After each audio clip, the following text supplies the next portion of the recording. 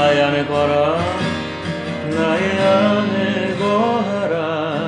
나는 내 하나님이니 모든 환난 가운데 너를 지키는 자라.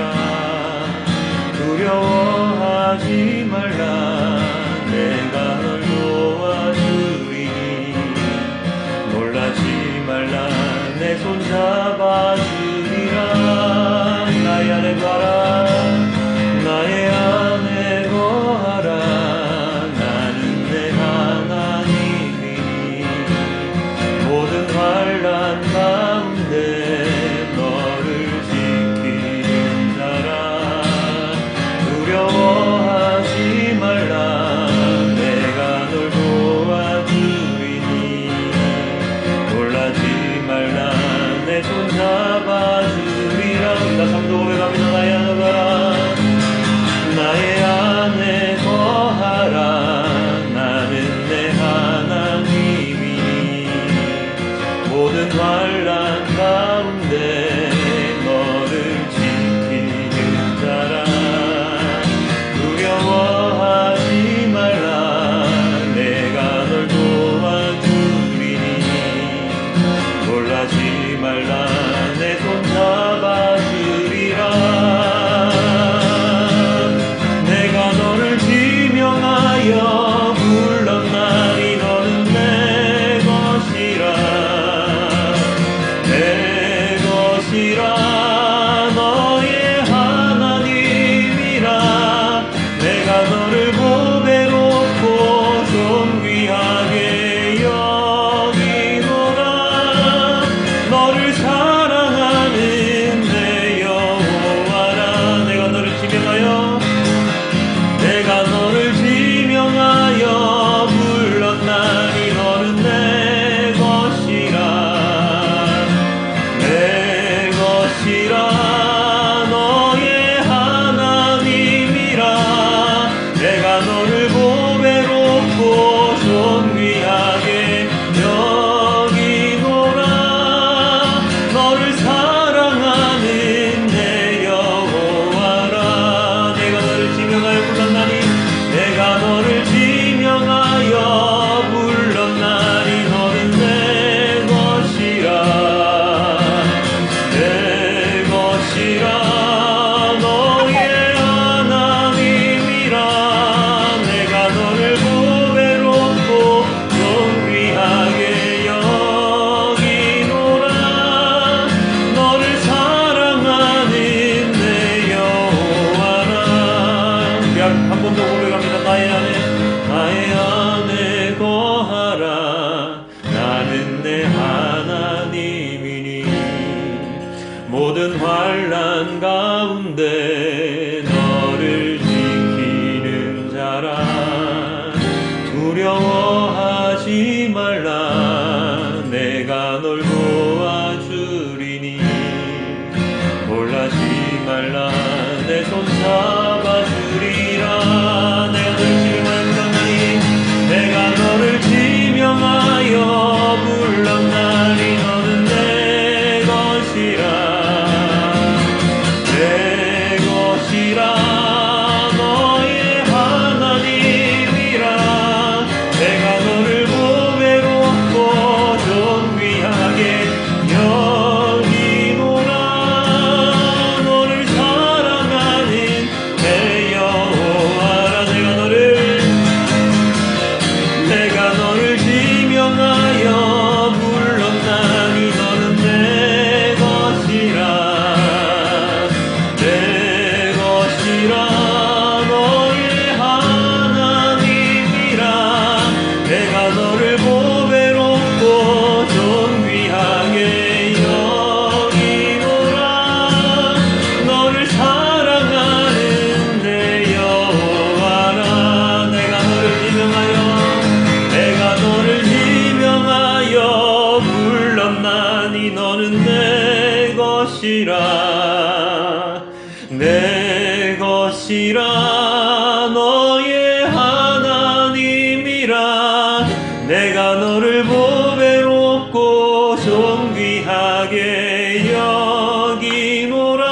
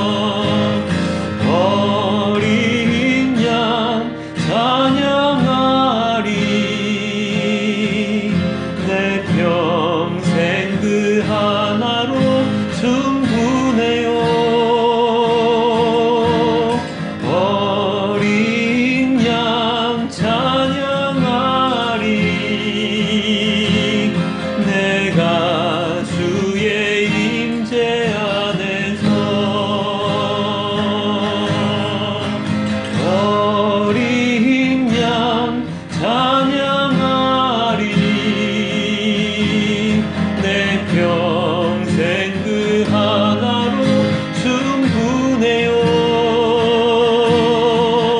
어린 양 찬양하리. 내가 주의 임재 안에서 전능하신 나의 주 하나님은 능치 못하실 일 전혀 없네. 우리의 모든 간구도 우리의 모든 생각도 우리의 모든 꿈과 모든 소망도 신실하신 나의 주 하나님은 우리의 모든 괴로움 바꿀 수 있네. 불가능한 일 행하시고 죽은 자를 일으키시니 그를 이길 자 아무도 없네. 주의 말씀을 의지하여 깊은 곳에 그물 던져 오늘 그가 놀라운 일을 이루시는 것 보라. 주의 말씀을 의지하여 깊은 곳에 그물 던져 믿는 자에게 능치 못함 없네. 우리 한 번 더 전능하신 나의 주 하나님은 능치 못하실 일 전혀 없네. 우리의 모든 간구도 우리의 모든 생각도 우리의 모든 꿈과 모든 소망도 신실하신 나의 주 하나님은 우리의 모든 괴로움 바꿀 수 있네. 불가능한 일 행하시고 죽은 자를 일으키시니 그를 이길 자 아무도 없네. 주의 말씀을 의지하여 깊은 곳에 그물 던져 오늘 그가 놀라운 일을 이루시는 것 보라. 주의 말씀을 의지하여 믿음으로 그물 던져 믿는 자에게 능치 못함 없네. 주의 말씀 의지하여 주의 말씀을 의지하여 깊은 곳에 그물 던져 오늘 그가 놀라운 일을 이루시는 것 보라. 주의 말씀을 의지하여 믿음으로 그물 던져 믿는 자에게 능치 못함 없네. 주의 말씀을 의지하여 주의 말씀을 의지하여 깊은 곳에 그물 던져 오늘 그가 놀라운 일을 이루시는 것 보라. 주의 말씀을 의지하여 믿음으로 그물 던져 믿는 자에게 능치 못함 없네. 믿는 자에게 능치 못함 없네. 믿는 자에게 능치 못함 없네. 오로지 주님께만 의지하여 주의 말씀에 의지하여 나아가는 믿음으로 의지하여 나아가는 우리 모두가 될 수 있도록. 비가 추적추적 옵니다. 또다시 주일이 되었고 우리는 주님의 말씀을 보는 시간을 갖도록 합니다. 자, 오늘은 본문 중에서 이사야서의 한 구절을 먼저 함께 보는 것으로 말씀을 시작하도록 하겠는데요. 다 함께 이사야서 55장 11절입니다. 함께 보겠습니다.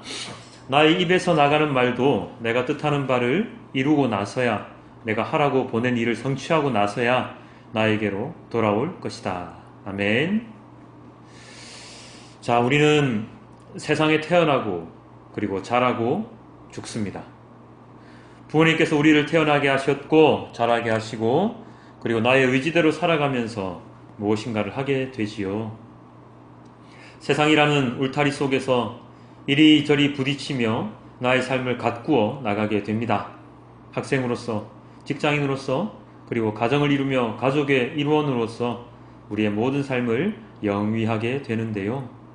우리의 이 삶에서 가장 어리석어 보이지만 많은 사람들이 하는 질문이 무엇이 있겠습니까?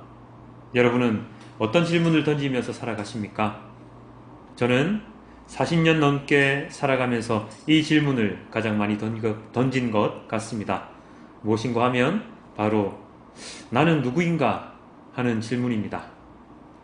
과거에 많은 철학자들이 던진 질문이기도 합니다. 나는 누구인가? 나는 어디서부터 와서 어디로 가는가? 나의 미래는 어떻게 될 것인가? 이 질문에 대해서 많은 철학자들이 그들 나름의 답을 제시하기도 하였고요. 많은 과학자들 또한 그 질문의 답을 찾기 위해 노력하면서 많은 가설들을 쏟아내기도 했습니다. 가장 흔한 가설 가운데 하나가 바로 진화론이지 않습니까? 나는 누구인가? 바로 이 질문에 대한 답을 찾기 위해 노력하는 우리들에게 오늘의 본문은 어떻게 이야기하고 있을까요? 하나님을 믿지 않을 때와 하나님을 믿고 나서 우리의 삶은 어쩌면 180도 바뀌게 될지 모릅니다. 하나님을 믿지 않았을 때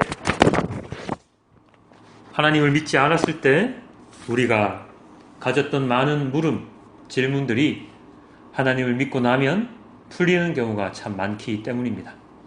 가장 먼저 나는 누구인가 하는 질문에 대한 해답을 찾을 수 있습니다. 하나님을 믿는 여러분들, 나는 누구입니까? 나는 누구입니까? 바로 하나님의 자녀이지요. 하나님을 믿는 자들이라면 당연히 이 답이 나올 수밖에 없습니다. 우리는 어떻게 탄생하게 되었습니까? 원숭이로부터 진화된 그런 사람들입니까? 아닙니다. 우리는 하나님께서 만드신 피조물, 창조물이지요. 한 명 한 명, 아마도 몇 백억 명이 될지는 모르겠지만 하나님께서는 그 모든 사람들을 창조하시고 그리고 그들의 삶을 돌아보고 계십니다. 그들이 하나님의 뜻에 따라 살아가든 아니든 하나님은 그 모든 한 영혼을 생각하시고 돌아보시는 수고를 절대로 그치지 않으십니다. 그 모든 영혼들의 삶의 차이는 절대로 없지요. 무슨 말이냐면 하나님께서 만드신 그 수많은 사람들에 대한 하나님의 사랑은 차별이 없다는 뜻입니다. 모든 사람들에게 평등하게 하나님은 사랑을 주시고 관심을 보여주시고 염려하시고 돌보고 계십니다. 하지만 분명한 것은 모든 이들이 다 똑같은 삶을 살지는 않는다는 것인데요. 삶의 질과 그리고 삶의 마지막의 결과들이 분명히 다릅니다. 그 차이는 어디서 오겠습니까? 그것은 바로 수많은 사람들이 무엇을 바라보며 살아가는가 하는 것에 달려 있습니다. 어디에 삶의 초점을 두고 살아가는가 하는가에 따라서 인생의 과정과 결과는 확연하게 차이가 나게 되어 있습니다. 오늘의 본문 중에서 마태복음 본문은 씨 뿌리는 자의 비유라고 일컬어지는 아주 유명한 본문이지요. 농부가 씨를 뿌립니다. 그 씨를 뿌리는 장소가 4군데로 비유가 되어 있는데요. 어디입니까? 길가에도 떨어지고 돌짝밭에도 떨어지고 가시 덤불에도 떨어지고 그리고 좋은 땅에도 떨어집니다. 그 비유에 대한 해설이 18절부터 23절까지 나오지요. 함께 보겠습니다. 마태복음 13장 19절 이렇게 나와 있습니다. 누구든지 하늘나라를 두고 하는 말씀을 듣고도 깨닫지 못하면 악한 자가 와서 그 마음에 뿌려진 것을 빼앗아간다. 길가에 뿌린 씨는 그런 사람을 두고 하는 말이다. 길가에 뿌려진 씨들은 온전히 땅속에 심기지 못하였습니다. 그래서 날아가던 새들이 와서 그 씨를 모두 다 먹어버리게 되지요. 땅에 심겨져서 열매를 맺어야 하는 씨들이 그 본연의 임무를 다하지 못한 채 부수적인 임무, 즉 새들의 먹이가 되고 맙니다. 이는 말씀을 듣기는 하지만 제대로 깨닫지 못하는 사람들이라고 본문은 설명하고 있습니다.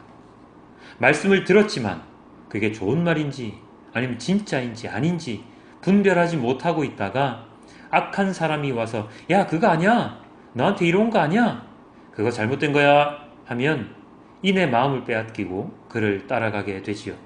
그럼 그렇지, 아이고 나도 그렇게 생각했어 하면서 말입니다.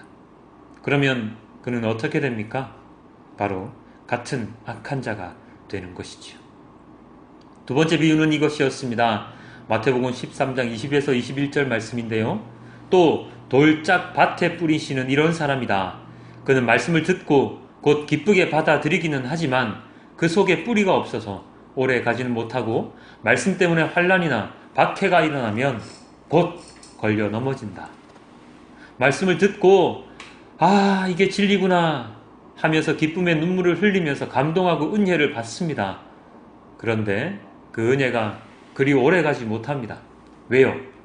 그 밭이 돌들로 가득 채워진 곳이기 때문입니다. 뿌리를 깊게 내리지 못하고 비가 오거나 태양이 뜨거우면 이내 사라지고 맙니다. 즉 말씀을 들은 사람의 마음이 굳건하지 못하고 이리저리 잘 휩쓸릴 수밖에 없는 사람들이지요. 이런 사람들은 이 말을 들으면 이 말이 맞는가 보다, 저 말을 들으면 저 말이 맞는가 보다 하다가 그리고 어려운 일이 닥치면 에이 하나님은 없어 하면서 이내 체념하고 마는 사람들입니다. 그리스도인들이 이런 경우가 참 많지요. 기도하고 예배하고 그리고 찬양도 열심히 하는데 삶이 나아지지 않으면 아이 이건 아닌가벼 하면서 마음을 이내 돌리는 경우 말입니다. 잘못된 신앙을 가질 경우에 이런 경우가 생깁니다.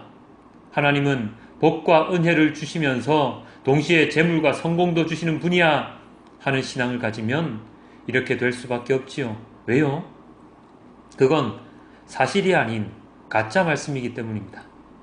하나님의 복과 은혜를 세상적인 가치의 복과 은혜, 성공과 부라고 잘못 알게 되면 나의 삶이 어려워지거나 힘든 일이 생기게 될 때 이내 허물어지고 말게 됩니다.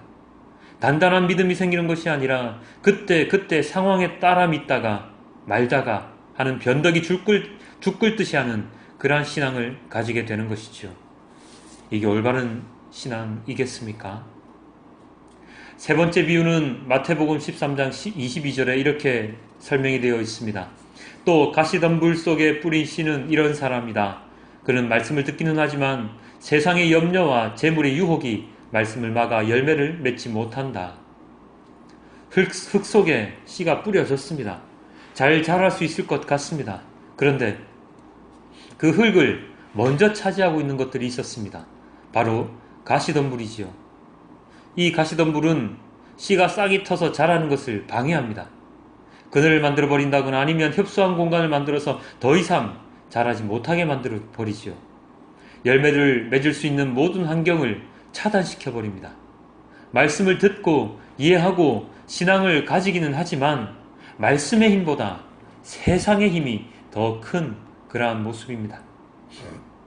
말씀을 듣다가도 세상의 일을 생각하는 사람들이지요. 말씀이 달고 오묘하다고 막 찬송을 부르다가도 나에게 세상에 이권이 생기면 그리로 바로 쫓아갑니다. 하나님 조금만 있다가 다시 찬양으로 올게요 하면서 말입니다. 말씀보다 더 단 세상의 유혹을 잊지 못하는, 거부하지 못하는 그러한 모습입니다. 이들 또한 온전한 열매를 맺을 수가 없지요. 마지막 네 번째 비유는 어떠한 것이었습니까? 마태복음 13장 23절입니다. 그런데 좋은 땅에 뿌린 씨는 말씀을 듣고서 깨닫는 사람을 두고 하는 말인데 이 사람이야말로 열매를 맺되 100배 혹은 60배 혹은 30배의 결실을 낸다. 가장 이상적인 모습입니다. 좋은 땅에 뿌려져서 좋은 열매를, 수많은 이득과 결실을 맺는 사람의 모습이지요. 튼튼한 신앙심을 가진 사람들입니다. 이들은 자신들도 알지 못하는 사이에 몇십 배의 결실을 낼 수가 있습니다. 그들이 하는 일이 아니라 바로 하나님께서 이루신 일이라는 것을 또한 잘 알고 있는 사람들이고, 예수님께서 원하시는 사람들의 모습이지요. 모든 그리스도인들이 이런 자들이 되고자 합니다. 그러나 그것이 그렇게 쉽지는 않습니다. 만약에 쉬웠다면 예수님께서 4번의 비유까지 들어가시면서 이 이야기를 우리에게 들려주시지는 않으셨겠지요. 4번의 비유 가운데 온전한 사람은 한 종류밖에 없지 않습니까?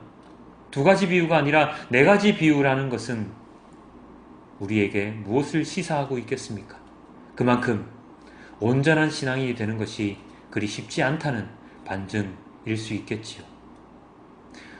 이렇듯 우리가 어디에 삶의 초점을 맞추고 살아가느냐 하는 것에 따라서 우리의 인생은 완전히 다른 삶이 될 수 있습니다. 나의 마음이 씨가 잘 자랄 수 있는 좋은 땅인지, 아니면 아스팔트 길인지 돌밭인지 가시덤불인지 우리는 잘 판단해야 합니다. 씨가 잘 자랄 수 있는 땅이 될 수 있도록 우리는 우리의 마음을, 삶을 정돈하고 정비하며 살아야 합니다. 매일같이 땅에 물을 주고 땅에 영양분을 주고 씨가 떨어졌을 때, 말씀이 우리에게 주어졌을 때 그 말씀을 온전히 잘 깨달을 수 있는, 그리하여 이후에 몇십 배의 결실을 맺을 수 있는 자가 되어야 할 것입니다. 그것은 우리의 선택이자 우리의 몫임을 잊지 말아야 하지요. 하나님은 동등하게 모든 이들에게 말씀을 전해 주시지만 그 말씀을 받은 자들이 어떤 자들이냐 하는 것에 따라서 하나님의 자녀가 될 수도 악의 자녀가 될 수도 있다는 것을 명심해야 합니다. 특히나 오늘 본문 중에서 로마서 본문은 그 사실을 더욱 명확하게 우리에게 제시하고 있는데요. 오늘 본문은 로마서 중에 핵심이라고 불리는 8장 본문입니다. 오늘 본문은 성령을 따라 사는 삶, 그리고 그와 대비되는 육신을 따라 사는 삶이 대비되어 있습니다. 우리는 함께 8장 1절 함께 보겠습니다. 8장 1절입니다. 그러므로 그리스도 예수 안에 있는 사람들은 정죄를 받지 않습니다. 예수 그리스도께서 이 땅에 오시어 모든 죄인들을 대신해서 화목 제물이 되셨지요. 그리고 부활하셔서 하늘나라에 가셔서 이 땅을 위해 기도를 하고 계십니다. 이 예수님의 복음으로 말미암아 우리는, 예수 그리스도에 있는 자들은 죄에서 자유할 수 있는 그러한 권리를 얻게 되었습니다. 8장 1절에 방금 나와 있지 않았습니까? 예수 그리스도 안에 있는 사람들은 정죄를 받지 않습니다. 2절에는 그 이유가 더욱더 명확하게 나와 있는데요. 이렇게 나와 있습니다. 그것은 그리스도 예수 안에서 생명을 누리게 하는 성령의 법이 당신을 죄와 죽음의 법에서 해방하여 주었기 때문입니다. 바로 성령, 예수님께서 승천하신 이후에 우리에게 보내주신 그 성령의 법, 그 성령의 법이 사망의 법, 죄와 죽음의 법을 이겼기 때문입니다. 이것을 가능하게 한 것이 바로 예수님의 복음이지요. 그러나 아까 씨 뿌리는 자의 비유에서 우리가 알 수 있었듯이 모든 이들이 예수님의 복음으로 인하여 죄에서 자유할 수 있는 권리를 얻었지만 모든 사람들이 다 그렇게 자유로울 수는 없습니다. 왜냐하면 성령의 법이 죄의 법, 사망의 법을 이겼지만 성령의 법을 따라 사는 사람과 그렇지 않는 사람이 있기 때문입니다. 내가 성령을 따라 사느냐 아니면 세상을 따라, 육신을 따라 사느냐 하는 선택 또한 우리들이 할 수 있는 자유의지가 우리에게 주어져 있기 때문입니다. 성령을 따라 사느냐 아니면 죄, 육신, 세상을 따라 사느냐, 그 선택의 결과가 오늘 로마서 본문에 제시되는데 로마서 8장 5절 이렇게 기록되어 있습니다. 육신을 따라 사는 사람은 육신에 속한 것을 생각하지만 성령을 따라 사는 사람은 성령에 속한 것을 생각합니다. 육신을 따라 사는 사람들은 어떤 삶을 살아간다고요? 바로 세상의 일에 대한 것만 생각하며 살아가게 됩니다. 즉, 진리가 무엇인지, 본질이 무엇인지, 내 삶의 목표가 정확하게 무엇인지 모른 채 나의 삶 가운데 내가 주인이 되어서 망망대해에서 열심히 자신의 노를 젓고 살아가는 사람들입니다. 망망대해, 아무런 목표 없이, 표지판 없이 그냥 나 혼자서 노를 젓는 결과는 무엇입니까? 아무런 결과가 없습니다. 무엇을 이루어낼 수 있을 듯이 보이지만 결국은 망망대해를 떠돌 뿐입니다. 지치게 되지요. 결국은 어떠한 상황에 맞부딪힙니까? 죽음에 이르게 됩니다. 아주 넓은 태평양 그 바다 한가운데서 목적지를 갈 수 있는 이유는 무엇입니까? 바로 무엇인가 목표가 정해져 있기 때문입니다. 하지만 목표가 있지 않는 망망대해에 홀로 버려진 그러한 배 위에 있는 사람은 열심히 살기는 하지만 그 삶이 올바른 삶인지 아닌지를 알 수가 없습니다. 혹자는 이렇게 물을 수 있겠지요. 그냥 도덕적으로 올바른 삶을 살면 되지 않느냐고요. 그렇습니다. 도덕적으로 올바른 삶을 살면 될 수도 있겠지요. 하지만 이 세상 가운데 도덕적으로 전혀 죄를 짓지 않고 사는 사람이 이 세상에 몇 명이나 되겠습니까? 법 없이도 살 사람이라는 소리를 듣는 사람들도 죄에서 자유로울 수는 없습니다. 모든 사람들은 세상을 살아가면서 아무리 깨끗하다고 할지라도 흠집이 전혀 없는 사람들은 없지요. 망망대해에서 유유자적 노를 저으며 살아가다 그 삶에 만족하며 살다 생을 마감하면 좋은 것이 아니냐 하고 반문하실 분도 계실지 모르겠습니다만 한번 생각해 봅시다. 자, 이런 비유를 한번 들어볼까요? 선풍기가 있습니다. 요즘 선풍기 많이 쓰잖아요, 그죠? 그 선풍기는 바람을 일으키는 도구이지요. 그것이 그 선풍기의 쓰임입니다. 그런데 그 선풍기가 바람을 일으키지 못하면 그 쓸모가 다 된 것입니다. 아무 쓸모가 없는 것이죠. 그리고 그 선풍기를 가지고 바람을 일으키지 않고 다른 용도로 쓴다면 그것을 본 사람들의 반응은 어떻겠습니까? 아, 저 사람 이상한 사람이네. 왜 선풍기를 저렇게 쓰지? 하고 비웃지 않겠습니까? 마찬가지입니다. 사람이 태어난 목적, 태어난 이유를 제대로 알지 못하면, 태어난 그 목적대로 살아가지 못하면 그 사람의 삶의 결과는 어리석은 결과를 도출할 수밖에 없습니다. 내가 왜 태어났는지, 나는 어떤 존재인지를 알지 못하기 때문에 내가 어떤 삶을 살아가야 하는지, 무엇을 위해 살아가야 하는지도 모른 채 살아가게 되지요. 물론 그것에 만족하며 살 수는 있습니다만 그 결과, 마지막 그 도착점이 내가 생각한 것과 완전히 다르다면 그 삶은 성공한 삶이 아니겠지요. 모든 사람들의 종착점, 그 마지막은 반드시 하나님과 함께한 삶이 되어야 합니다. 왜요? 탄생의 목적이 바로 그것이기 때문입니다. 우리를 태어나게 한 것, 우리의 탄생은 다른 그 어떤 것으로 인함이 아니라 바로 하나님께서 이루신 것이기 때문입니다. 나를 태어나게 한 부모님 집을 버리고 다른 사람의 집에서 산다면 그 사람의 삶이 온전한 삶일까요? 아니죠. 마찬가지입니다. 우리의 탄생은 하나님께서 하신 일이시며 마찬가지로 그 종착점 또한 하나님과 함께하는 삶이 되어야 합니다. 망망대해 아무런 목표가 없이 노를 젓는 것이 아니라 우리는 명확한 지점, 하나님과 하나님 나라라는 그 목표를 향해 노를 저어가야 하는 것이죠. 그럴 때 우리는 온전한 결론에 도달할 수 있습니다. 삶의 마지막 지점에서 내가 잘 왔구나 하고 이야기할 수 있는 것입니다.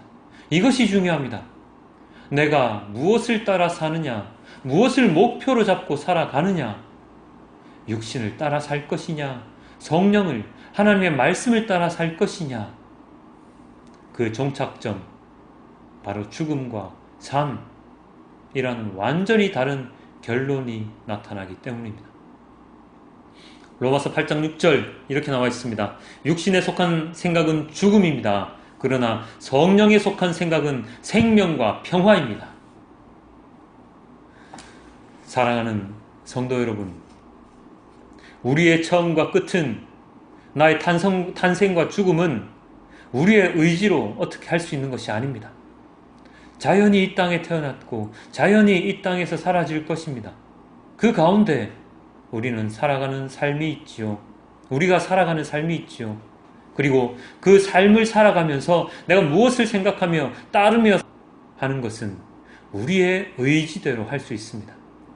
이 자유의지가 우리를 어떻게 살아가는가, 이 자유의지를 우리가 어떻게 사용하는가에 따라서 우리의 그 마지막이 달라진다는 것, 이 땅에서 살아가는 삶의 질이 달라진다는 것을 우리는 잊어서는 안 됩니다. 로마서 8장 12절 이렇게 나와 있습니다. 예수를 죽은 사람들 가운데 살리신 분의 영이 여러분 안에 살아계시면 그리스도를 죽은 사람들 가운데서 살리신 분께서 여러분 안에 계신 자기의 영으로 여러분의 죽을 몸도 살리실 것입니다. 예수님의 복음이 왜 중요한지 바로 이 구절에 나와 있습니다. 예수님의 부활이 왜 중요한지가 이 구절에 나와 있습니다. 나의 삶이 누구의 의지대로 이루어져야 하는가가 이 구절에 나와 있습니다. 죽은 목숨인 나를 살리신 분이 누군가가 이 구절에 나와 있습니다. 하나님께서는 이 구절을 통해서 하나님께로 모든 이들이 돌아오기를 기도하고 계십니다. 왜 하나님을 믿어야 하는지, 왜 성령을 따라 살아야 하는지 우리는 이 구절을 통해 깨달을 수 있습니다. 수많은 비유를 통해 말씀을 우리에게 깨닫게 해주신 이유가 바로 이 구절에 녹아 있지요. 하나님은 포기하지 않으십니다. 하나님은 약속하신 말씀 그대로 모든 것을 이루십니다. 그 근거가 바로 우리가 맨 처음 함께 보았던 이사야서 55장 11절에 나와 있습니다. 우리 다시 한 번 더 이사야서 55장 11절 함께 봅니다. 나의 입에서 나가는 말도 내가 뜻하는 바를 이루고 나서야, 내가 하라고 보낸 일을 성취하고 나서야 나에게로 돌아올 것이다. 하나님은 뜻하신 모든 것을 이루시는 분입니다. 중간에 돌이키시는, 약속을 저버리시는 분이 아닙니다. 비와 눈이 아무런 쓸모없이 그냥 하늘로 돌아가는 것이 아니라 비와 눈으로 인하여 땅이 풍성해지고 열매 맺을 수 있도록 하고 생명을 주는 일을 완수하고 나서야 하늘로 돌아가듯이, 하나님의 말씀은, 하나님의 약속은 그 모든 것이 다 성취될 때까지, 우리들이 하나님께로 온전히 돌아올 때까지 기다리시고 또 기다리실 것입니다. 그것이 하나님의 임무이고 그 임무를 이해하고 깨닫는 것이 바로 우리들의 임무입니다. 사랑하는 성도 여러분, 세상을 살아가면서 수많은 유혹들이 우리들의 눈을 가립니다. 그래서 하나님을 보지 못하게 만들 수도 있습니다. 그럼에도 불구하고 우리 모든 사람들은 그 모든 역경을 이겨낼 수 있어야 합니다. 내 옆사람이, 그 옆사람이 서로 손을 잡고 함께 하나님의 말씀 앞으로 걸어가야 합니다. 선택적으로 상황에 따라 믿고 안 믿고 하는 것이 아니라 꾸준히 믿음을 성장시킬 수 있도록 노력해야 하지요. 나의 삶은 나의 것인 것처럼 보이지만 실상 그렇지 않다는 것을 깨달을 때 육신을 따라 사는 삶이 성령을 따라 사는 삶이 될 수 있음을 잊지 마십시오. 말씀이 육신이 되어 우리에게 손수 보여주신 예수님의 그 모범을 잊지 말고 그 말씀을 우리가 한시도 떠나지 않는 자로서 이번 한 주간을 살아가시길 주님께 기도드립니다. 나의 삶을 하나님의 말씀이 표대가 되어 살아갈 때 우리는 온전한 삶을 살아갈 수 있다는 것을 믿으시길 부탁드립니다. 장마나 비 오는 날들이 참 많습니다. 오늘의 이사야서 55장 10절 11절 말씀을 마음에 새기고 한 주간을 살아가는 여러분들이 되시길 주님께 기도드립니다. 주여, 우리 연약합니다. 우리 함께 찬양하며 오늘의 말씀을 기억하며 나아가길 주님께 기도드리도록 하겠습니다. 주여, 우린 연약합니다. 주여, 우린 연약합니다. 우린 오늘을 힘겨워합니다. 주 뜻이